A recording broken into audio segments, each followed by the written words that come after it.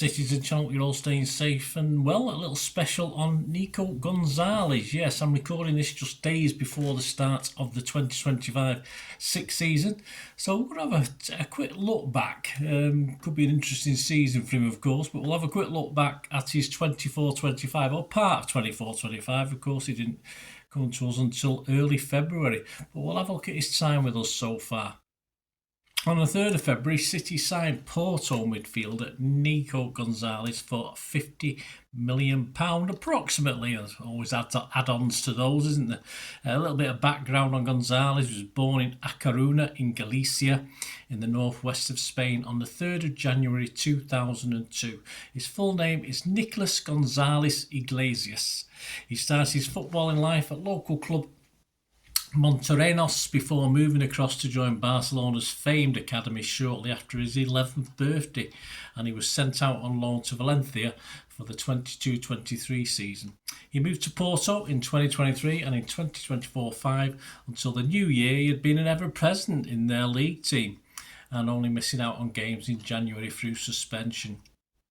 Gonzalez became City's fourth signing of the winter transfer window and has penned a 4.5-year contract at that stage. So, who knows? We will talk later about rumours already, even before the 25-26 season, that City may be trying to move him on. Anyway, he said of the move at the time, "This is the perfect opportunity for me at this stage of my career. I'm 23 and I want to test myself in England. There's no better club than Manchester City for me to do that. Look at the squad they have. It's unbelievable, full of world-class players. There isn't a footballer in the world who would not want to be part of this setup. I know the reputation Pep has, and I cannot wait to work with him. In fact, I am honoured he wants me to play in his team," Gonzalez added. Of course, he would wear the number 14 shirt last worn by Laporte. Of course, it was interesting, normal words from Gonzalez, but there's no escaping the fact that he came to a team pretty desperate at that time. We were desperate to actually settle things because we hadn't been doing that well. And of course, with Rodri missing, Nico was eyed as an automatic replacement, and he would come in hopefully immediately and help us. But we know with new players, it always takes time to settle in under Pep. But it didn't do too long. We didn't have to wait too long, and he didn't do too badly initially anyway. And it wasn't too long before we saw him in action as we visited Leyton Orient in the 4th round of the FA Cup. As early as the 10th minute, and Nico lovely clip through to Savvy. Should have brought a City goal, but Gundogan fluffed his lines at the end of the move. Then sadly it all went a little bit wrong for our new player, our new number 14. On 16 minutes, Gonzalez claims a foul as he's hustled and bundled off it on the halfway line, but no interest from the referee, and it allows Spurs loanee Jamie Donnelly to run onto a loose ball. And one of those, he spotted Ortega off his line, hits it first time towards goal, and the ball hit the underside of the bar, but of course as Ortega backpedals, he knocks it into the goal. So of course, sadly, the fact that Nico had lost the ball had led to a super goal for Leyton Orient. Of course, we did pull it round.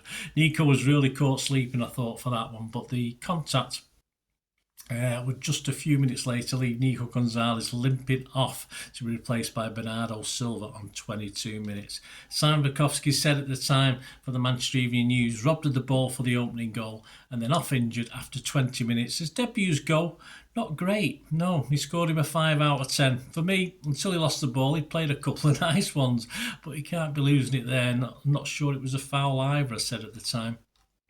But, of course, the injury wasn't too serious. His pride had probably been injured more than himself. And he was on the bench 3 days later. City suffered a 3-2 defeat, of course, at the Champions League at home to Real Madrid. But he was back in the lineup following weekend on the 15th of February in a home match with Newcastle. Though it was 3-goal Marmouche who stole the headlines, Simon was impressed with Nico. He said, tidy, composed, controlled, everything City have been crying out for in that position. He scored him an 8. I was pretty happy as well on that performance. I said he looked really at home, started like a house on fire, wanted every ball, had a bit of a lull now and then, but has to be happy. Yeah, and I scored him similar to Simon. Pep claimed the presence of Nico help us a lot, he said. That's what these are Pep's words, not mine. The presence of Nico help us a lot in 50-50s. He wins them and we can go. The club made an incredible investment for the future. He's 23. He's like a mini Rodri. Our mini Rodri had the chance to impress Pep even more, as we of course had that difficult return trip to Madrid. He accomplished a booking for dragging Vinny Jr. down unceremoniously on 47 minutes and though on hand to gobble up a late consolation goal for City. Sadly, we lost that one 3-1 and of course 6-3 on aggregate. Simon only rated his performance a 5 though. He said he had some minor successes, helping City to recover balls high up the pitch, but couldn't influence the game despite his late goal. He only scored in 5. I also just give him a 5, but I accepted he was still settling in. A goal and an allowance for the fact that in this disaster of a Pep team at the moment, it was hard work for him, but of course I only scored him a 5 as well. On the 23rd of February, a 2-0 loss to Liverpool at the Etihad. Simon Bukowski, the Evening News, admitted he had a tough job and was caught in possession a few times in the second half and scored him a 5. I give him a 0.5 extra, I scored him a 5.5. I said he was a forlorn figure with little help from those around him. It was better though for City and our Nico, yes, at our previous graveyard of a ground, the Tottenham Hotspur Stadium. On the 26th of February, we beat them 1-0. Simon enthused over Nico that night. He said this is the Gonzalez Guardiola signed, a box-to-box performance, and he constantly kept the ball moving towards a dangerous Doku. He even gave some attitude back to Guardiola when substituted. He scored him a 7. I wasn't really as enthused as Simon. I thought he got caught out a couple of times, like his pivot partner Kovacic. So I thought I scored him a 6.5, so that was okay. As I said, he's only been here 5 minutes anyway, so that was okay. He was replaced in that game by Bernardo on 74 minutes. It was Nico O'Reilly, yes, his namesake, that hit the headlines in a 3-1 fifth-round home win over Plymouth in the FA Cup. Gonzalez, a late replacement for Foden on 83 minutes. A yellow card and hooked by Pep on 62 minutes in defeat at Forest on 8th of March. He'd hit the post and hauled down Dominguez for a yellow card. Simon Bukowski said tidied up plenty at the back and went close with one effort, but picked up a yellow card and looked like he was hooked before he got another. He scored him just a 6. A 5.5 from me, and journalist Neil Moxley also give him a 5 out of 10. Though Joe Bray considered he'd mostly done his job, his headline in the Manchester Evening News led with Nico a plus. Though his SofaScore stats included he'd won 1 of 5 ground duels, he won both air duels he was in, he had 2 clearances, he had 1 shot off target which had hit the posts, as I said. Personally, I wasn't overly impressed. I said his shooting needs work and he seems to give up more than he won. On to a 2-2 home draw with Brighton on the 15th of March. Nico appeared to switch off as Guardiola tries to find him in our defensive third just before half-time. But fortunately, Brighton's Pedro didn't punish us. On 79 minutes, Nico races in and rises at the back post for a Gundo corner, heads against the foot of the post. I thought he should have perhaps scored that one. A great run, shame about the result. And he picked up yet another yellow card. Some stats from that game. He won only 2 ground duels out of 10. He won 3 aerial duels out of 6. He was dribbled past 3 times. I summed up, could have been a hero, but really a mixed bag from Nico, and he got a 5.5 from me. David McDonnell and Simon Bukowski both gave him a 6 out of 10. He was a late sub on 83 minutes for Kovacic in a quarter-final cup win 2-1 at Bournemouth on the 30th of March. Another booking in a 2-0 home win over Leicester for a foul on Pereira on 80 minutes. But Simon Bukowski says City look better when he is in the team, ticking things along, and this was tidy without being that assertive. I sort of said Rodri-esque with a question mark. Scored him 6.5. Simon gave him a 7. Journalist Nathan Salt also scored him a 7 out of 10.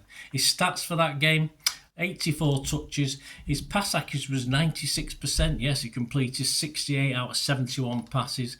He won 1 ground duel out of the 4 he took part in. But he did win 5 out of 6 aerial duels, so that was a good sign. But he was not in the squad for the drab 0-0 at Old Trafford. join me in part 2 where we'll have a look. He gets a trip to Wembley, doesn't get to see much time, but we'll have a look how it goes. And of course, we'll look at his season stats and what happened with his trip to the Club World Cup. So join me for that, guys. Hope you enjoyed the content, please. If you do and want to help support the channel, that'd be wonderful. There are ways of doing that. Or if you just want to get in contact with me and to find out how to do so, just keep watching and listening. Thanks for that, guys. Hope you enjoyed the feature anyway, and please, if you can, give us a thumbs up, give us a like, that'd be wonderful. And if you're not already a subscriber, it'd be great if you could subscribe. It's absolutely free.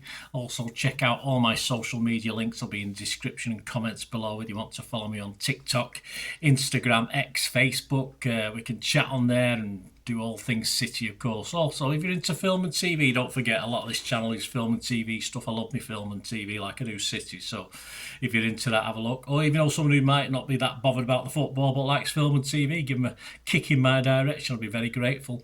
And special thanks as ever to supporters of the channel.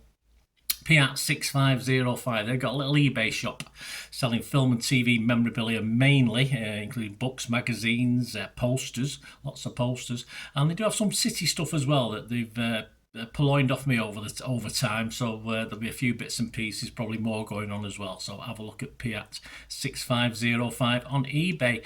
And yes, if you do go onto eBay, and if you're a member, we do have memberships, 99p a month. You get early access to all my vlogs, so as soon as I do them, you get them. Sometimes it could be months before they're published generally, so a lot of the history stuff, so you have access. The membership gives you access to that. It gives you 10% extra off at Piat6505 if you want to buy any of that memorabilia. That's all that you can actually gain that from being a member and support the channel. That's a great way of supporting the channel, of course, like watching the ads on the original thing that you've seen now, my original feature. That'd be fantastic. So yeah, also before we go, podcasts. If you like your podcasts, I do a podcast with Mike Long in South Korea. It's called Bolt from the Blue, in our 8th season. Yeah, we've had some good fun on there. We're trying to have a bit of humour, generally look at City's games as and when we play them, have a look back. So please check out that. It's on Soundcloud, Spotify, all good places you get your podcasts from. There you go, guys. Thanks for watching. Hope you enjoyed everything about this feature, and you didn't mind me asking you about this at the end. And please, all I ever ask for you is to stay safe, everyone, especially you Blues.